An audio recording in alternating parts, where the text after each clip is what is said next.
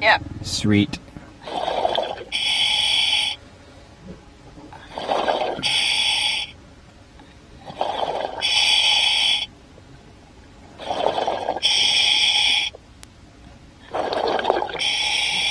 Lauren, you are live, you are live. A very warm welcome to the second live dive of today. Now today, we're starting shallow. I am only at 3.3 meters and I want to take you to the engine block, which is a famous sort of snorkel site where you can regularly see a moray eel and an octopus. Now I'm afraid they are not here today, but we have spotted lots of things inside of this engine block. So we're going to spend a little bit time here and then we're going to do a shallower dive. So it's obviously Lauren here as your underwater biologist. We have Emil on camera and we have Pat up on the surface. So over to you, Pat. Let's go and take a look at the engine block. Yes, welcome everybody. It is nice to mix it up and have a little bit of a shallower dive today. So if you do have any questions or queries or comments about anything you are seeing, please let us know. And if you are on Twitter, use that hashtag diveLIVE.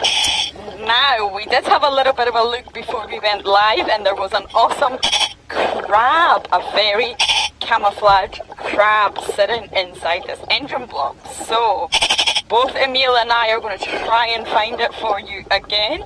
It's very, very camouflaged and might take a while to sort of work out that it's a crab. I can see it, I'm sure Emil can too, and I do think it's a clinging crab.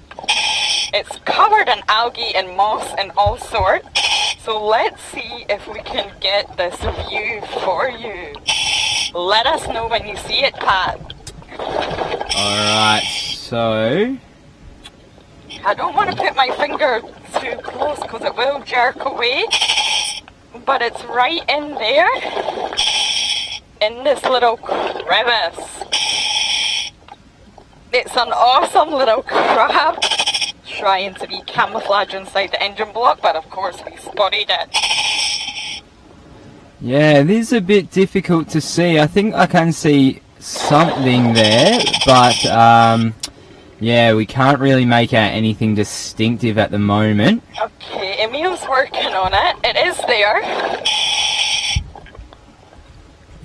But it's covered in all sorts. It's trying really hard to disguise itself. Have you got anything yet? Still nothing. It would be a really cool find if we're able to sort of bring this up for everyone.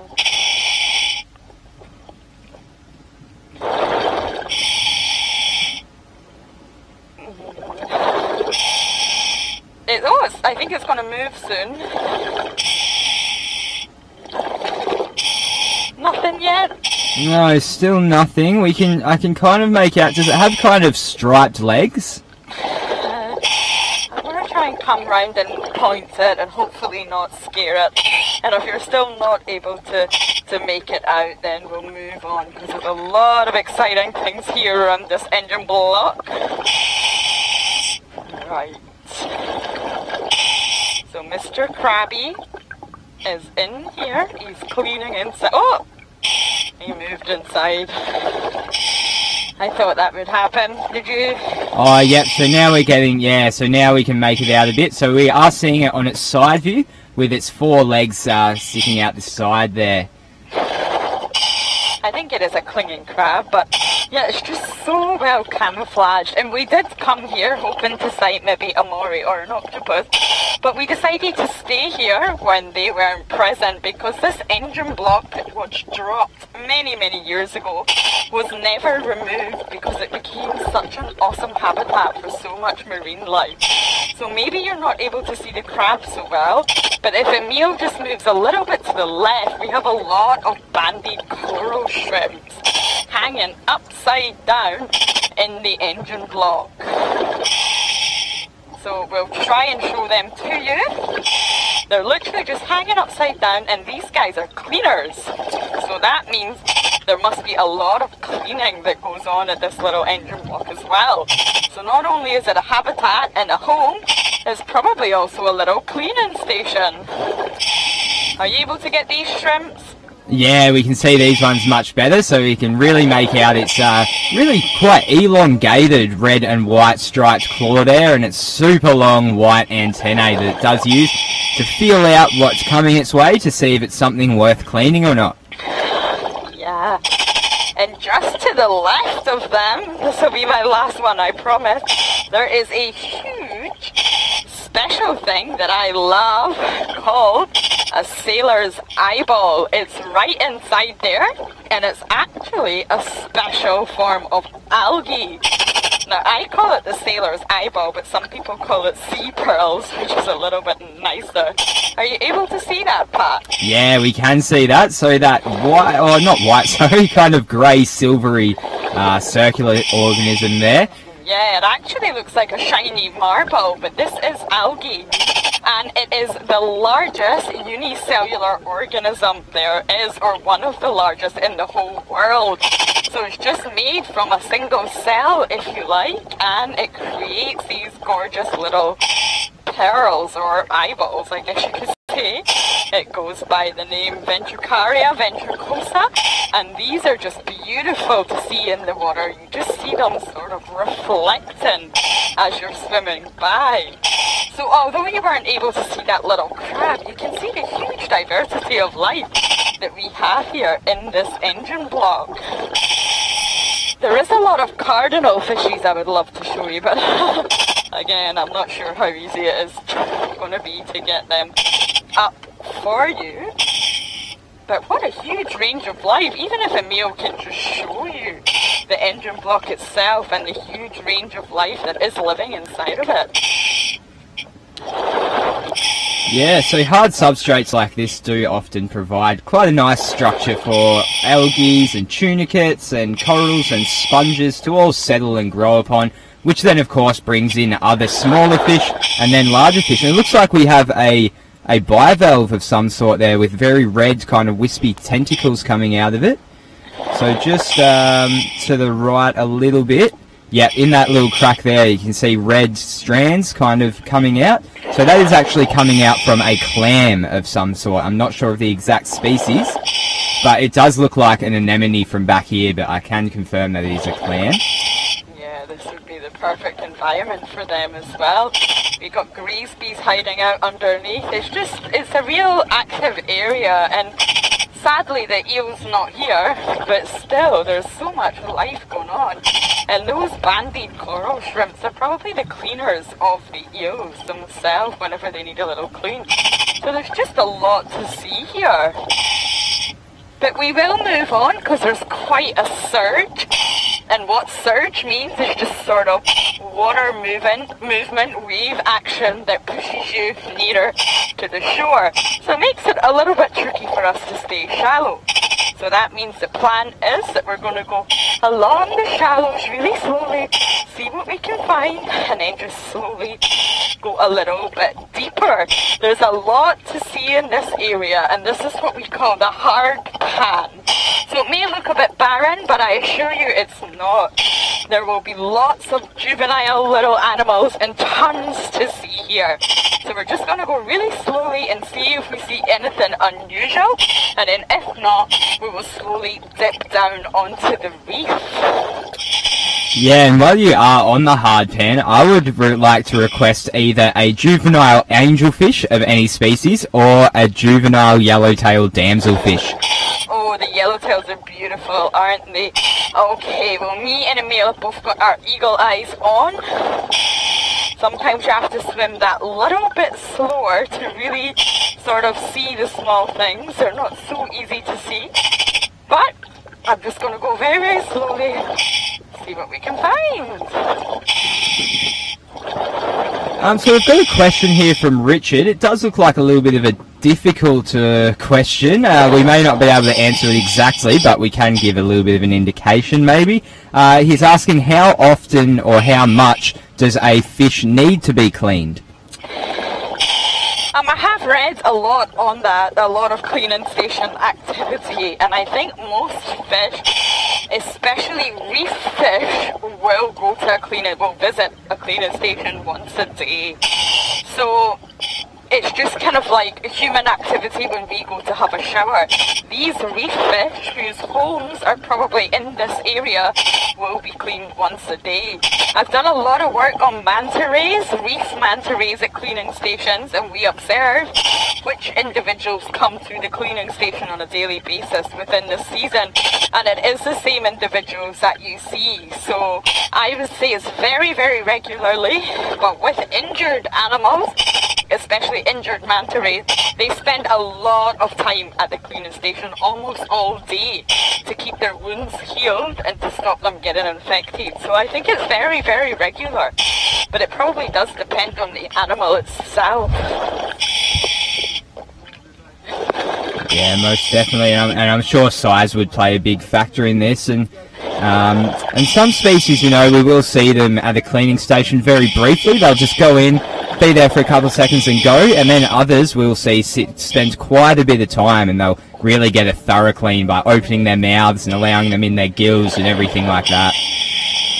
Yeah, cleaning activity just really fascinates me, you know. There's a lot of symbiosis going on, there's a lot of interaction between different species, and there's a lot of body language that we will not be aware of. So the client, as they call them, will actually visit the cleaning station and really communicate to the cleaning animal exactly where they want cleaned.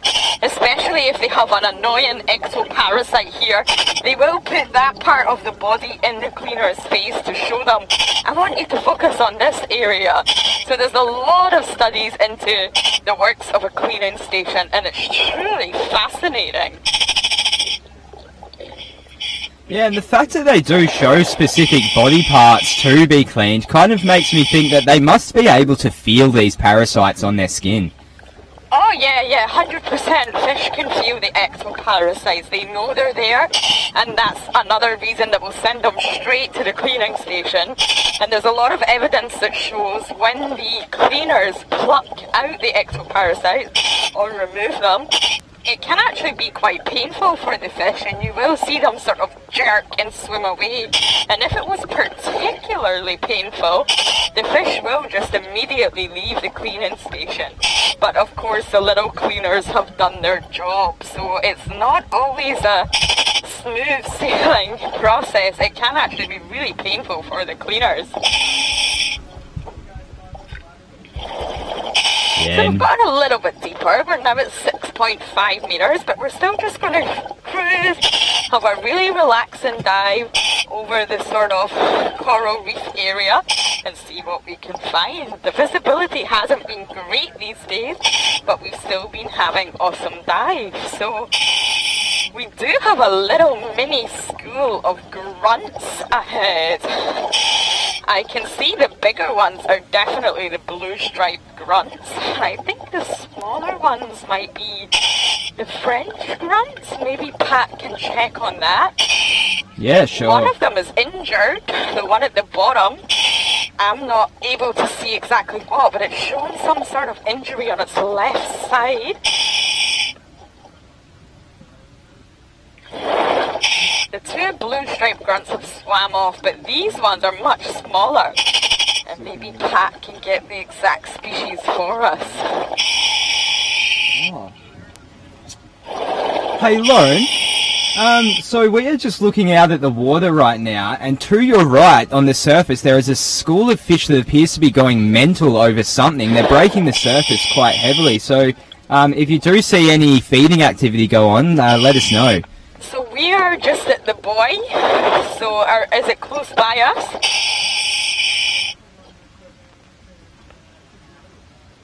Pat? Yeah, so it's kind of just to the right of the buoy. Okay, then maybe we should swim over and take a look in case there's any activity that we're missing. We can't see anything at the minute because of the visibility, I would imagine, but yeah, let's go over, Emil, and take a look. So Pat, did you work out exactly which species that was? We had the blue striped, and what was the other one? Yeah, you were right. So the smaller ones were the French grunts. Oh, okay, perfect. We can't see anything, but Pat is actually not too far away from me on the surface right now. So He's obviously in a completely different world. I'm underwater, he's on the surface. But he's obviously able to see some activity happening. Maybe splashes. It has settled down though. The water is now back to normal, so it must have just been some temporary action.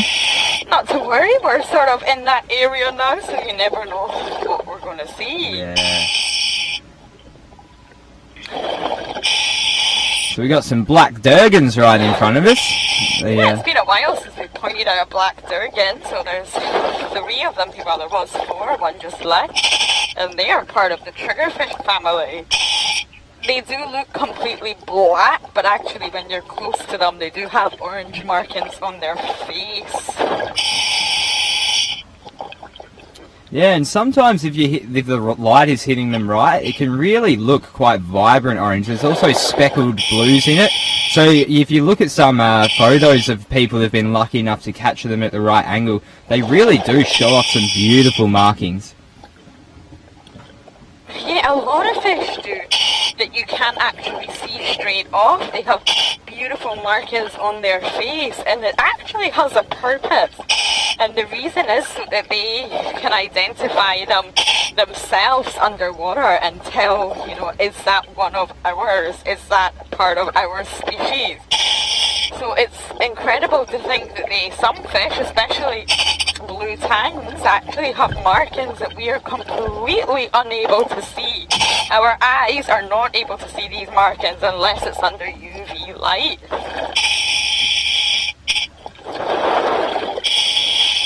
Well, even although we can't see very far, the fish are very active today. There's a lot of fish, so hopefully we can get a new one for our ever-growing list. We are at well over 115. We added some amendments to it, so that is a lot of different species to find here at Catarina Point. Yeah, it's quite a lot. So I believe there is over 400 different species present in the Caribbean itself, and the species of reef fish across the world well exceeds 900. So there are a lot of different species here in coral reefs. They're such a productive ecosystem. 900 species of what? Sorry, Pat? Oh, just of reef fish. Reef fish. Yeah. Sorry. Yeah, there is, and they estimate actually like the total fish population throughout all habitats in the world and all oceans is soon to reach 34,000. That's a crazy amount of different species of fish. Yeah, especially when you factor into it that it's only about 5% of our entire oceans that we've explored. So in the mysterious deep, there is still so many species to be discovered. I know, and we don't have that long left of broadcasting, as you may know, and I am determined to keep this list extending and extending as long as we can for the remaining dives. It really excites me to find a new fish.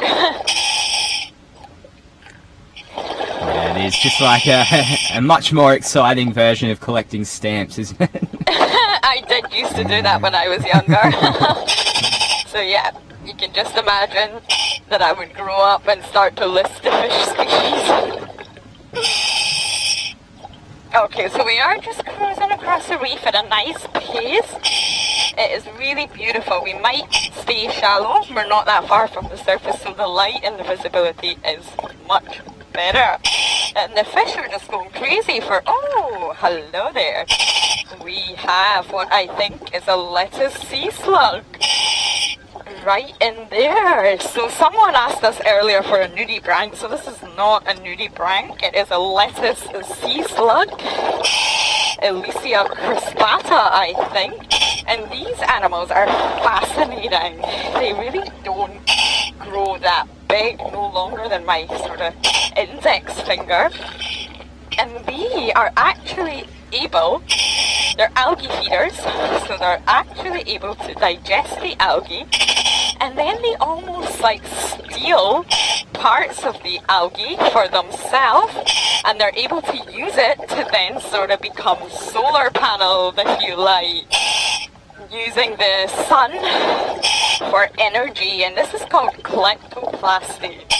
It's an amazing survival technique. So they do actually feed on algae. That's their source of food. But they're actually able to utilize parts of the algae and sequester parts for themselves to then get energy from the sun. And they are often tinged green because of this, but when I saw that one, it really didn't look green at all. And you can see that it gets the name lettuce sea slug from all that sort of crispy lettuce-like appendages on its back. Are you getting a good view of that? We're getting a really nice view of that. It's such a interesting but beautiful animal there, and we can see that the lettucey bits there are quite multicolored, and they can actually come in a real variety of colors across this species. Yeah, they're really fascinating. You know, you can probably swim over these and not really be aware that they're there, and they may get mistaken for nudibranchs, but they're really not. They are part of the sea slug grouping, and they tend to just glide their way over the reefs and the coral, just as a slug would on land. Yeah, and we can see towards the front there that it does have a little appendage sticking out. There's usually two, but we can only see one at the moment. And they are called rhinophores, and they're actually the sensory organs for this animal. So they will use it to sense what they are moving into.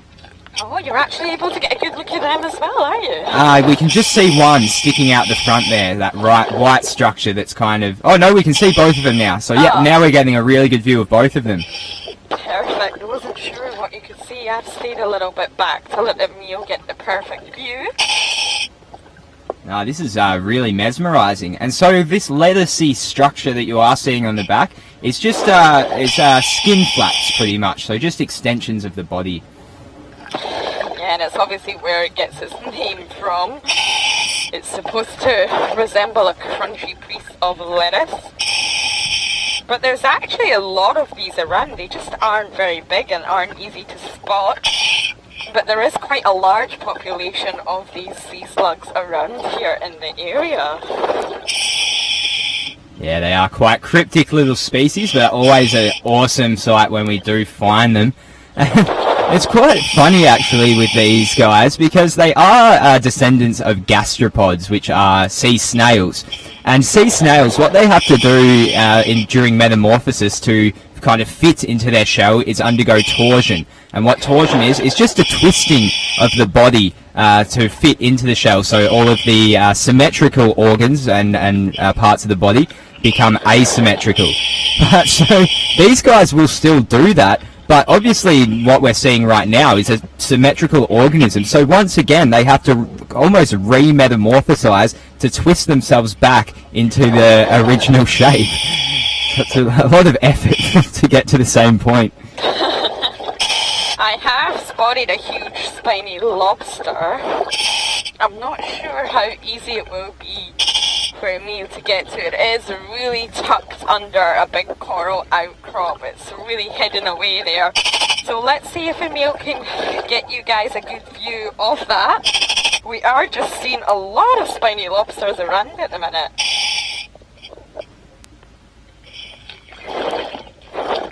Are you able to see it?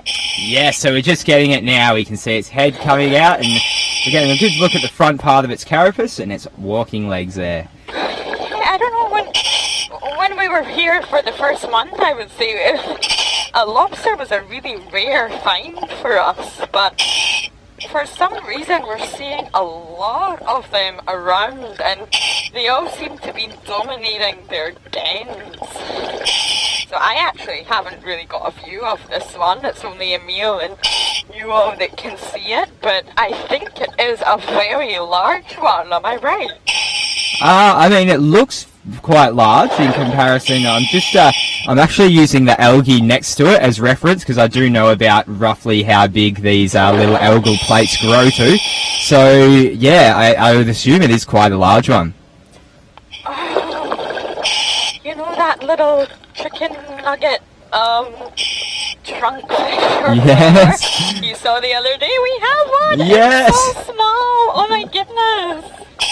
And do you know what's hilarious, Lauren, is that after I spotted one of these right after I spotted a lettuce sea slug on that same dive. Wow. What a coincidence. Yeah, this is the first time I've seen one underwater, so I'm just going to direct Emil. It is under here.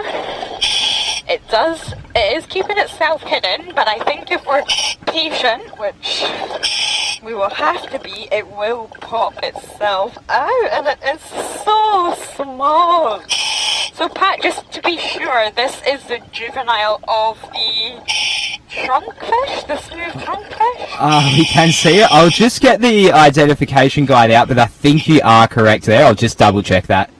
Okay, so we are just going to be patient. I know that sounds mad, but with things in the ocean, when they are hiding out, they obviously don't want to be seen. So if a diver who happens to be talking to herself, or what looks like she's talking to herself, and a cameraman come along, that will definitely cause them to stay hiding. But I believe this one will keep peeking out to see what's going on. So let's just wait and see if we can see it again, because it's so cute. Yeah, we can definitely see it right now. So this is a post-larval smooth trunkfish. Yes, it's not quite a larval stage, it's just a little bit on from that. But we show you trunkfish a lot during the diveLIVE adventures. So you can see how small this is. Literally no bigger than a centimetre to go to the big trunkfish that we see with those awkward boxy skeletons. This is great. We can see its little sucky mouth there pointing out as well. It's about the only feature that we can see apart from its spotted body. So it's well, so I cute. can't even see it. It's too small for me to get a look at. So I'm so happy you're all able to see that. I did realise I said chicken nugget, so just to explain, me and Pat sort of gave it a little nickname that it's a little chicken nugget because it's so small. So that is just our nickname for it, in case you wondered what I was talking about. Everyone's loving this sighting as well. They all say that they want one for their own. It's just so sweet. And because it does have very poorly developed fins at this stage, we can't really see them moving at all. So it does look like it's just floating around right now. Yeah, it kind of does appear to just be bobbing up and down. And it's obviously using that coral that's sort of hanging above it as protection. So it's very small and it would be easy prey for so many fish around here. So it obviously knows that and is trying to stay hidden. It's so sweet. And trunkfish do grow to develop a real box-like protective skeleton. That's why they're part of the box fishes. But obviously this juvenile is so young, it probably hasn't grown a sort of protective encased skeleton around it yet, which would make it even easier prey. Have you still got that ahead? Yeah, we're seeing some great views of it right now. I do think someone watching the last time called it a dice. It's like a dice that you would play a board game with. So yeah, I guess it does. It doesn't look anything like a chicken nugget. I don't know why we said that one, Pat. So, Zena was asking, so how big will this one grow? The trunkfish grow, I think, to about 30 centimetres, which is about 12 inches, maybe even longer. Have you still got that book open, Pat? Yeah, I'm just going to flick back to that page, and I'll say, that, yeah, so yeah, 6 to 10 inches, or maximum of 1 foot. So, okay, yeah, so about 25 centimetres maximum, but maybe 30. It's not just the length, they develop such a real box cube skeleton. So it's not even just the length of them, they are quite sturdy in appearance and very well protected. And they're also, when they become adults, not such great swimmers. Because of the skeleton, it's like a trade-off for not being smooth, sleek swimmers. So they don't tend to move too far, they tend to stay in the one area. I'm just so happy I can share this juvenile with you. And Marcy wants to know what they would eat. what they do. Sorry, what was that? Marcy wants to know what they would eat. The juveniles, I would guess sort of just plankton and little bits of algae. It's it was literally this size. It's so small that it probably wouldn't be able to eat much. So it would be like a plankton feeder, plucking food out the water column and probably little bits of algae, I would guess. Yeah, I would completely agree with you. So the adults do tend to be carnivorous, eating mollusks, worms, crustaceans, tunicates and sponges even. So yeah, we would think that all of the little crustaceans and mollusks in the water that we do call plankton would definitely be the diet of this one. Yeah, most juvenile forms of reef fish aren't really ready to sort of eat what the adult forms eat. So most of them will just survive on eating the plankton unless they become cleaners. Now, was my aim today to show you a juvenile French angelfish or grey angelfish? They're both very similar. I'm not sure if we're going to be able to find one, but I'm definitely on the lookout for you. And Marcy is being a great dive buddy, asking for an air check. I am at 130 bar, so I still am quite shallow. So hopefully we can stay down a little bit longer.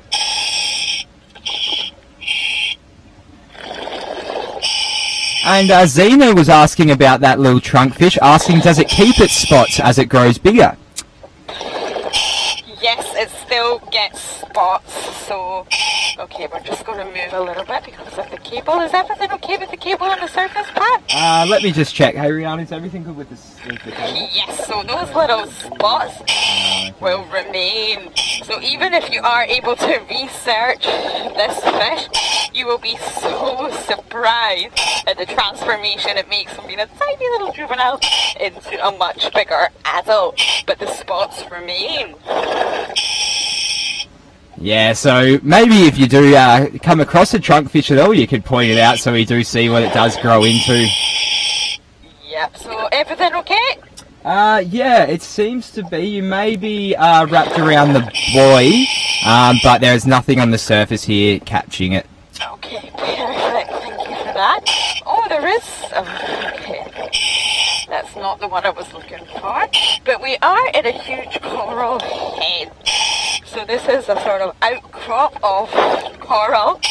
And there is such an array of life here. We might spend some time here just looking in all the nooks and crannies and seeing what we can find. I guess there will be a lot of juvenile fish around here as well. This is a perfect place for them to hide out. Oh, yeah, this is beautiful.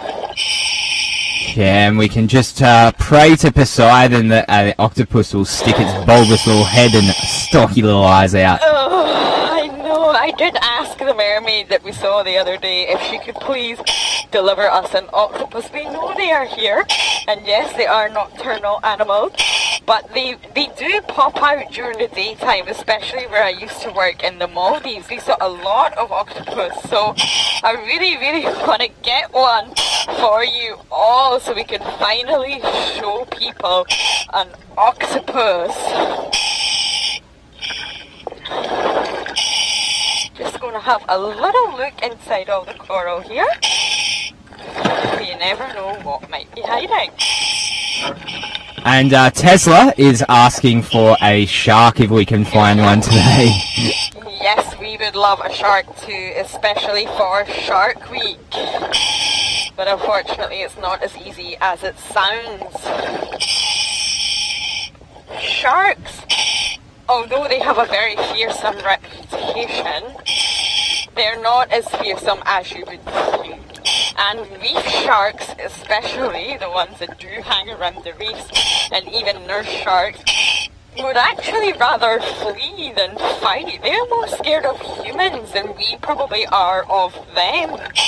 We have became over time one of sharks' biggest predators. So they are terrified of us. And these little reef sharks really would not come after us at all. So there is a theory that they may be able to hear us. I am obviously talking underwater, and maybe a diver close by me might not be able to hear me, but sun does travel differently in water, and sharks do have very good hearing. So there is a chance they may be able to hear me coming, and all those strange noises that are coming out of the microphone in here, and that's why they might hide, because they genuinely are very scared of us.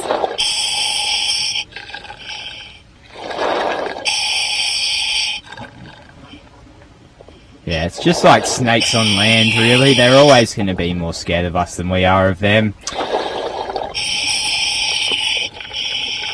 So what depth have you reached now, Lauren?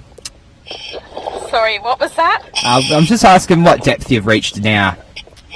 Oh, I'm at 6.8 meters, but I'm just having a little bit of trouble with my mask, so if you're okay just to take over for just now? Yeah, of course. I'll see if we've got any remaining questions here from anything we have seen today. I'll just answer them while you fix up your mask. So Proud Cat Mama was asking, do the adult trunkfish secrete a poisonous toxin, and she was asking whether the juveniles do as well, but I'm not actually sure whether this post-larval one will be developed enough or not. So I know a lot of toxins are produced by bacteria within the body, so I'm not sure whether this one would have the bacteria inside yet or not. Okay, sorry about that. I was just having a little bit of trouble with my mask, but I fixed it, so I'm back with you all. Thank you for your patience, and we are just cruising the reef at around 7 meters now.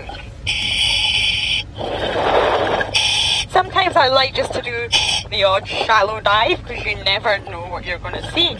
You can never guarantee what you're going to see, but sometimes I like to stay shallow and find out. I am also looking for species of fish that I don't know, so we can hopefully get an identification. So let's keep swimming.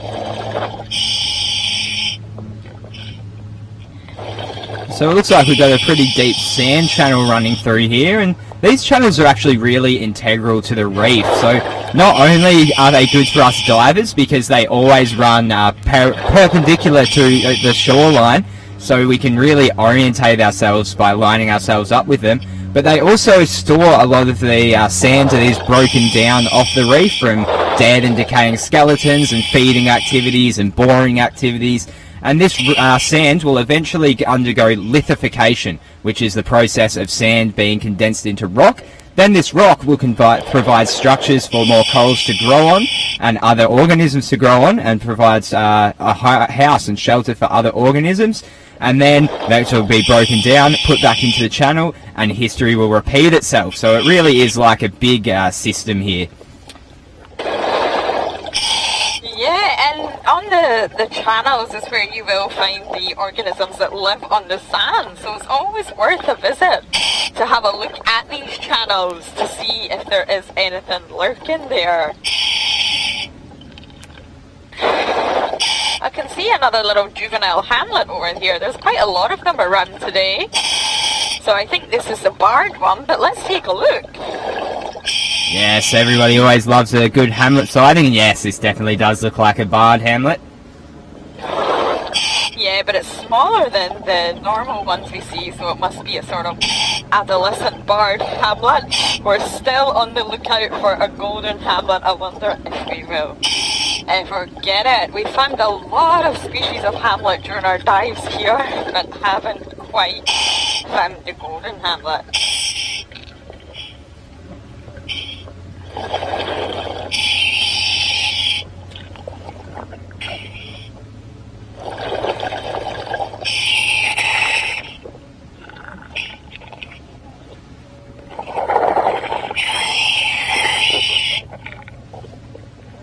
So just to clarify for Siringo, that was a trunkfish that we saw, a juvenile, a post-larval trunkfish. So spelled T-R-U-N-K, so trunkfish. So it looks like down to the right here we have a patch of Sergeant Major's eggs. To the other side, sorry, my right, so it must be your left maybe, Emil? No, other way. Yep, I got it. I got it. Okay. I can see the Sergeant Major, and down here we have so we got eggs. So that must still be breeding season for these guys, and luckily we have a zoom so we can stay far away but still show you, because they defend and guard their eggs really cautiously, so we do not want to disturb them, of course. So luckily we're able to show you with the zoom. So Pat can tell you all about them. Unfortunately my mask is not willing to cooperate with me today. Yeah, that's fine. I'm happy to take over for a little while. So these Sergeant Major egg patches are a pretty frequent sight here on the reef, and we can, if we can't see the patch directly, we can often tell that there will be one in the vicinity by looking at the Sergeant Major itself. So they do rub along these eggs quite a bit, which gives them a bit of a bluish purplish tinge to their skin, just like this one that we're seeing now. And so they do rub themselves on their egg patches for two main reasons. Firstly, it does oxygenate the eggs, so it supplies them with a fresh supply of oxygen. And it also clears any debris or parasites or anything nasty that is on the nest that they would rather not be there. And they will stay pretty close to this nest, defending it quite aggressively. We do see this quite a lot in damselfish, though they are damselfish, and damselfish will pretty much defend anything aggressively, and this is no exception here for their young with the Sergeant Majors. Now, it is the male guarding, and they will guard it for about 6 days, and after 5 to 6 days, sometimes even a week, they will hatch into tiny little juvenile Sergeant Majors. Oh, thanks for that, Pat. That was a great explanation. Yeah, they really do look after their babies. And just over here, we have what looks like a beautiful gorgonian. But if you look closer, we got a little trumpetfish in here, which is about this size. Probably not even the length of a ruler. So let's take a look at this guy. Yeah, wow, that was really well camouflaged. When I first looked at the gorgonian, I didn't even notice it until you pointed it out. It just looks like a branch. Very well camouflaged. And it's a small one. We have seen much bigger trumpetfish than this, so it's quite a small one. But yeah, it's very well camouflaged. So they do this for ambush predator reasons. So they are an ambush predator, so they will do this for those reasons. So they tend to stick very still until something comes past, and then they can really jump on it quite quickly because they won't really be expecting the trumpetfish to be there. So when they come through, they can really easily capture their prey. Yeah, I often think they look quite innocent, just sort of hanging there, disguising themselves, but these guys are really professional ambush hunters. They know what they're doing, and because of their body shape, it's very long and thin, they are able to move very stealthily through the coral reefs. They don't create much of a shadow, and a lot of fish do not see them coming. So these guys are really good hunters. They can also change colour a lot, and the colour can reflect the fish that they are following. Trumpetfish are quite famous for latching on to another fish or a group of fish and sort of following them around in order to hunt with them. And most fish don't like it, but they do it a lot, and they will change their coloration in order to sort of fit in with the fish that they're following. So Betty was asking whether the trumpetfish are related to the arrow blennies, I guess because of the shape and the way they move, but no, they are not. Well, they are related somewhere along their lineage, but not very closely at all. It's very different groupings. But actually, our dear Simone did make the sort of error of thinking when we first saw an arrow blenny that it was a juvenile trumpetfish, so I can exactly see where you're coming from, but no, they're not directly related. Yeah, we can definitely see how you could get the two kind of grouped together. But no, trumpetfish are actually more closely related to your seahorses and your sea dragons and pipefish, so your cygnathids. Yeah, another thing we would love to show you on a live dive. And Wow. we're going to keep cruising along and just look at all the fish, I think. Yeah, we are getting a nice range of fish, a good variety today in this dive. Yeah, it's nice to change it up every so often. We've had a lot of turtles recently, so we're going to change it up and have a look at all the fish we have around us. There's so much going on. Yeah, we have been blessed this last week. We've had at least one turtle a day. Sometimes, well, on the last boat day, we had 6 turtle sightings all in the one day. So that's pretty incredible. Small hamlet. Another really small one. Is this the butter one, Pat? I'm just waiting till we get a better look at it. Yep, I'm just pointing it out to Mio just now. I didn't realise the butter had such intricate markings on its face. Oh, yep, so we can see that now, and yeah, it does look like the butter hamlet. Let me just get the ID book up to double check, but I'm pretty sure that's what we're looking at. Yeah, maybe I've just never seen one close enough, but this one has really beautiful, intricate facial markings, just like we were actually referring to at the start of the dive. Yeah, I think that's one of my favourite things about a hamlet sighting is those markings on their face. They're always so bright blue and vibrant, almost like they're wearing a special masquerade or something.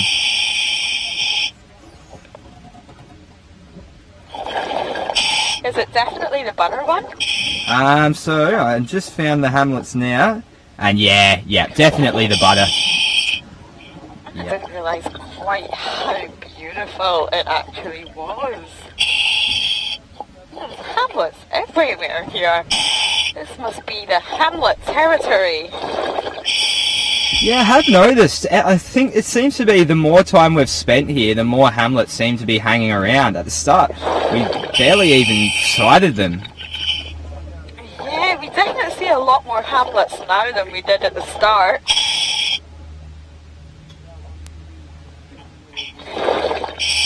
Let's see what other fish we can find. And just while we're looking for more fish, Timothy is asking for another air check there. Sure. I have 90 bar, so hopefully my mask will remain okay. If it doesn't, we might end the dive a little bit earlier. But for now, I'm just going to stay with you nice and shallow, looking at all the different fish life we have here.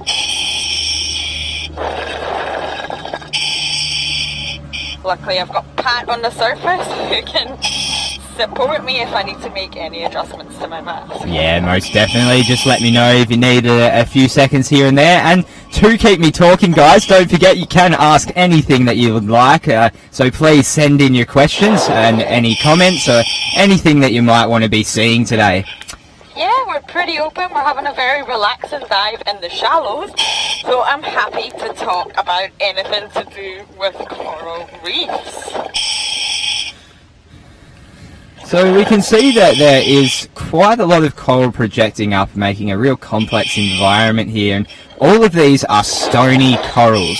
So the stony corals really are the building blocks of a reef. They will build on top of themselves and form rocky-like structures and make hard substrates, which is always vital in the ecosystem. So, yeah, since you're talking about corals, we should find a nice coral patch and explain this to you more thoroughly. So let me find a good example of what Pat was just explaining to you. And we'll show you exactly how corals build reefs. If you just bear with me. Okay, let's have a look at this one. Emil. So Pat was just mentioning how corals build. So if you're going to take a look at this bombing, for example, there is a lot of different species of coral, and I'm definitely not going to be able to name them for you, but we do have a species here, let's say, that is completely different from here, here, and here. So all these different species have settled on this coral outcrop and decided to grow. Now, if Emil can give you a closer look, there's a lot of dead rubble here, sort of rock substrate, which is available and open, and this is the perfect thing for any coral larvae to settle on and continue to grow. So you'll notice as Emil gives you a good view of this bombing that there'll be lots of algae and sponges as well as coral. Now these three things are in real competition with one another for space. So any sort of patch that hasn't got anything growing on it, for example, round about here, that will soon be snapped up either with algae, either with a sponge or coral. So anytime a coral does die, this is a really beautiful healthy coral here, Emil. This one is absolutely stunning. Say this was to die for some reason, this whole area would be an empty substrate and then something would come and build on top. And coral will just keep growing and growing and growing until something happens. For example, maybe the environmental conditions change, or they receive some damage from marine life, or unfortunately human impact. The coral will just continue to grow.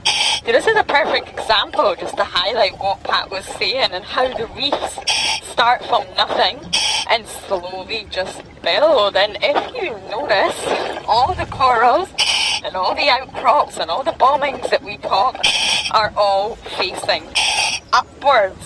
Slightly, they're all facing upwards. And why? Because they need the sunlight. So everything, even if it starts growing like this, will eventually grow upwards, all towards the sun. So that's another reason they're competing. They're competing for food, space and light, access to the sun. And that is how the coral reefs start. So we do have a sort of sandy channel patch below us, but a coral would not be able to grow in the sand. It needs to fix onto something hard. It needs to grow on a hard substrate, and then you will get coral. And that's why a lot of people are planting artificial reefs around, because whether you agree or not, it does create a surface area for coral to grow. Yeah, and just to add on that with something pretty interesting is that this entire island that we're on, the land part of the island, is actually still all growing on a coral reef. So there has been so much coral reef growth here in Caribbean that it's created kind of an island of just calcium carbonate, so the remnants of the skeletons of these corals. And as the sea level has dropped, it's exposed this island, which is what the island we are right now, and eventually land organisms have settled here and kind of broken it up, and eventually we have the island that we're standing upon today. So that's all thanks to coral reef growth as well, which I think is pretty incredible. Now, Lauren, we do have quite a few coral reef questions here. Would you like me to take them, or are you okay with your mask for now? It's not behaving very well today, but yeah, I'm okay to take them. Alright, so the first one we have is from Copper, and she's talking about coral bleaching. She wants to know, once bleached, can a coral recover? Great question, and yes it can. So some people think when a coral is bleached it's actually dead. It's not.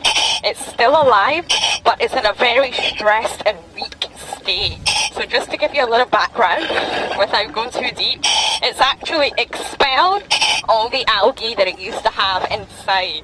There's a beautiful symbiotic relationship between coral and algae algae lives inside the coral's tissue.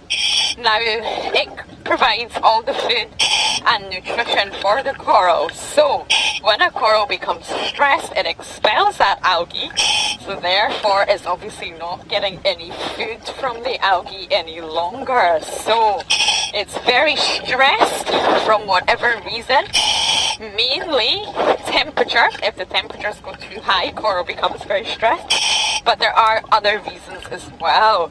So it's still alive, but it's not getting all that nutrition and the food from the algae. It's having to fend for itself using its tentacles at night time. So on average, it's between 6 to 8 weeks that they give it. And if a coral does not recover within that time frame, it will most likely die. But If the conditions were able to improve in that time frame, then the coral can recover and begin to thrive again. So that was a long explanation for you, but there you go. Yeah, that's a great answer. Turtle. Oh, nice. I can just, it's upside down, I can just see its booty and its flipper, but we do have a turtle. And it's really shallow, because we're only at 7 meters. So sorry, I can answer any other coral questions on the way, Pat. Yeah, definitely. So Jacqueline was asking, she's heard of the term coral spawning, but isn't sure what it is. Coral spawning. Yeah. Okay, so corals are obviously a colony of animals that are stuck to the rock. They cannot move, and they're encased in their skeleton. They're sort of stuck in this calcium carbonate skeleton. So they need to spread their eggs and sperm somehow. So corals will do this by spawning, just like the fish broadcast spawn. They will release all their sperm and eggs into the water at once. Now they do it all at once because this is the only way it makes sense. If they were to do it separately, how would they increase their genetic diversity? They couldn't. So coral spawning tends to all happen at the same time on one reef, and there will be lots of eggs and sperm in the water ready to meet one another. Now, who is this little lady? Oh, I know who it is. Oh, yes, so I think I also know who this one is. I think this is the boss of all the turtles, am I right? Yes, the king, the head honcho down here. So this is shark bait. This is shark bait with an accompanying French angelfish. Now, that's quite unusual. Normally angelfish always come in pairs. And shark bait, we've decided, is a little bit of a bully. We've seen her a lot recently alongside other turtles, and she seems to be the more dominant one and the more aggressive one, and she regularly tells other turtles to get lost. So let me just take a little closer look and see what she is munching. Oh, wow! Can you see that? She's actually got a huge chunk of this sponge. Emil, are you able to just have a look here? This part, which has been cut off the sponge, Gretchen has, Sharkbait has it in her mouth. Wow, yeah, so we did see her picking up quite a large chunk of the sponge, so she must have given it quite a pull to have torn that off. It's definitely from the sponge, it's the exact same. And her and the angelfish are both going at it. So it must be a juicy one. And a lot of you have asked exactly why or which species of sponge the turtles like the most, or how they choose. And I've actually been reading up on it, and it's not 100% just sponges that they eat, but it's their most their most common food source. And apparently hawksbills are famous for choosing the sponge that has the most spicules in it. So spicules are just glass-like structures that make up the sponge, and the species that has the most spicules, which you would think would be the most difficult to eat, are the ones that the hawksbills choose. Oh, and she's gone up for some air, and we're only at 6 meters, so we're definitely not that deep. So maybe we can catch her on the way down. Now, I tried to choose a different location today to show you all different things, and we end up bumping into shark bait. Yeah, it is great though to be having all of our friends visit us again. So we quite often get Sharkbait and Gretchen, probably two most sighted here in Casuarina Point, and I think that they know us, Lauren. I think that you think that as well. Yes, I really do. Turtles have really high sense of awareness and good memory, so I do believe that they know us. They'll be like, oh, there's that Scottish chick again. So here she comes. Sharkbait is coming back down, and a lot of you ask about her size. Now, in comparison to all the other individuals we see, she is a big hawksbill. She's definitely 100% a female, she's an adult, and she is sexually mature. She has a very funny shaped carapace. There is algal growth on it, which you may be able to see, but it's also oddly shaped. I've often thought this before, but never probably got a close enough look. Her carapace is very bumpy. I'm not sure what that would mean. But she is a big adult hawksbill, and hawksbills definitely are the most common species around here. And sharkbait is the boss of them all. So we have a question here, Lauren, from Shamsun. She wants to know, does the turtle help the French angelfish in its feeding? Well, this is really interesting. I did a lot of work with turtles in the Maldives. Sorry about that.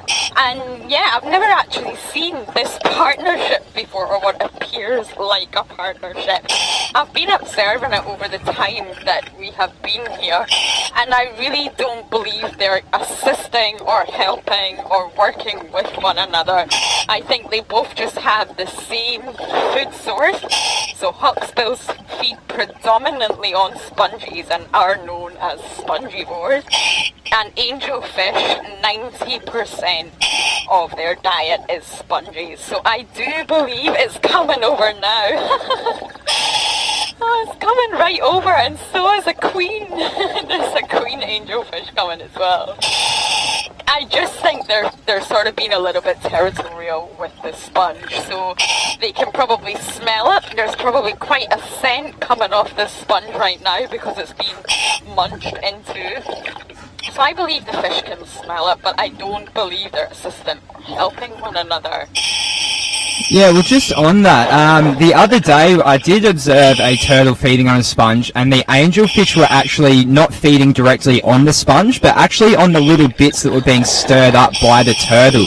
So there may be some sort of assistance in that sense, but I don't believe that the angelfish is assisting the turtle in any way, shape or form. It's probably more annoying it. Yeah, I don't think so, but you're right, maybe the angelfish are using the turtle to sort of sponge that fall off. Oh, she's such a cutie. She's really into the sponge. And I'm obviously not a threat at all. I'm very close right now. She obviously knows I'm not going to eat that sponge. Hey. So, a lot of people that do follow us watch this, but, know this, but Mary just wants us to clarify, why is her name Sharkbait? Okay, so I'm sure Emil can give you a little look at her rear end, and you will see there is a bit of her carapace missing. It looks like it's just one scute, and we don't know how this happened, but we did sort of say it could have been a bite when she was younger. So it does kind of look like the shape of a mouse, so we decided that she would be called Sharkbait. But this is actually a really good point, because it's a key distinguishing feature. When we see a turtle from afar, and we've not had a chance to look at the facial scutes yet, we can know that it's Sharkbait from that bite at the back of her body. And you're probably getting a really good view of that little stumpy tail as well. And it is a tail, and because it's so short and stumpy and it's not extending out past the shell, that is how we know that Sharkbait is female. And she's right upside down at the minute, really enjoying the sponge.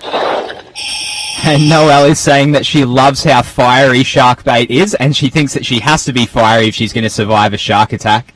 Oh, well, there you go. That is perfect. That is really true. She has to be tough girl, doesn't she? Definitely. She's just very protective of her sponges. And she's obviously, we just all witnessed her go to the surface for air. So she's obviously filled her lungs with oxygen. And she's came straight back down for the sponge. So she knew exactly where to come to go back to feeding on exactly what she was eating before she went up for air. And Kathy actually called this. So about 5 minutes ago, Kathy commented, and she said, I bet she's going to come down for that chunk of sponge again. So good call there, Kathy. Well, there you go. Yeah, she's not bothered by us at all. Not fazed by our presence. We're really close. We're not a threat. Like Pat mentioned, she probably does recognise I believe that she probably recognises the noise that we're making, or that I'm making. She probably is aware of that noise now, and knows that it's not a threat. She's never been harmed by us. Turtles have a really good memory, so if they are hurt, if I was to go up to Sharkbait now and really hurt her somehow, which I would never do, she would remember that, and from this moment on, she would probably become quite skittish around humans. And the fact that she's not at all, the fact she's not bothered that I'm here blabbling away while she's eating her sponge, shows that she's probably never had a negative encounter with a human to date. Yeah, it is good to see that the Caimans do protect their turtles. They know that they are a favourite sighting here in their tourism trade, and so they really want the people that do go out to see them to let them know not to disturb them or interfere with them in any way. So every so often she just checks me out. She's making sure I'm not eating the rest of her sponge. And then she just goes back to eating. So turtles predominantly do two things, and that is eating or resting. That's what we normally find a turtle doing. Yeah, so they do have a pretty large amount of body mass to support, so you'd think with a slow metabolism that you would want to be eating and resting quite a bit. I know I would be anyway. Yeah. And those beaks of the hawksbills are designed to really munch into the sponge. So a sponge obviously makes us think that sort of connotations that come from the word sponge make us think that it's really soft and it feels nice at our hands. But actually, as I mentioned, it's made up of glass-like structures. So these beaks that the hawksbills have are specifically designed to munch into that sponge and crunch through all these spicules. Now, Lady Starfire is asking, how long can sharkbait stay down here without taking a breath? It's quite common for hawksbills on average to sort of stay down around 20 minutes. If they're relaxed and they're just eating like little sharkbait is here, she'll probably stay down and go up about every 20 minutes. But that's an average figure. They can stay down anywhere between 4 and 7 hours depending on what they do. Obviously, if they're very active, like sharkbait is here, they will need to go to the surface more often. So Marcy is just asking now for another air check. Lauren, you've been down almost 70 minutes now, so well done on the long dive. Oh, really? It does not feel like that. We have a big pyramid behind us. I've actually got 60 bars, so I'm getting ready to wrap up, but I've just caught sight of this big pyramid away in the distance. Are you able to see it? Yeah, we can. So this is the second one in 2 days, which is great. So they must be cruising through here at the moment. I wonder if this is the same one we saw yesterday. Can you see whether it's got the damage on it, Lauren, or are you too far away? I'm really far behind. The meal's up front. I definitely can't see anything from here, but maybe we can try and get a little bit closer. Actually, I think I can see it. So the damage we saw yesterday was up near the operculum, the gill covering, and there does seem to be some sort of something unusual there. It's definitely not the remora. We can see the remora there sucking onto the bottom of it. So this may be the same permit we saw yesterday. Oh, wow, so it's probably staying, it's obviously lost its school, and it's probably staying a little bit shallower on the coral reefs for protection if it is injured. Oh, how wonderful! So we have had a huge array of species today. Oh, we've got a little juvenile 4-spot butterfly fish, and we can see it's actually got 4-eye butterfly fish, sorry, but this one still has its 2 pairs of dots. So we can see towards the rear of it that there is 2 sets of spots, whereas the adults will only have 1. So they do lose this second pair as they mature. Oh, how cute! It is. So this is the benefit of sort of staying shallow, you get to see all the little cutie patootie juveniles. So I am getting ready to wrap up, so I just want to go and say goodbye to shark bait with you all, and then we will end the dive. So another day is down. We do only have broadcasts remaining on tomorrow, Thursday, Friday and Saturday. 3 more days left of broadcasts for you, but we will ensure that they are amazing. And little shark bait here wants to say goodbye to you. She's still munching away on that sponge. It must be so juicy. But thank you everyone for being a part of the journey. Thank you for joining me today. I didn't realise it was such a long dive, but it's been fun just looking in the shallows and seeing what we can see. So apart from shark bait here, I think my favourite was that little chicken nugget of a trunkfish. That was so cute for me to see in the water for the first time. So from both shark bait and I, we just want to say thank you once again. Thank you Emil, thank you Pat, and we will be back tomorrow at 7 AM Cayman time. So until then, we'll see you later. Yes, thank you for everyone to joining us, and shark bait, let's give you a big fin, noggin, dude.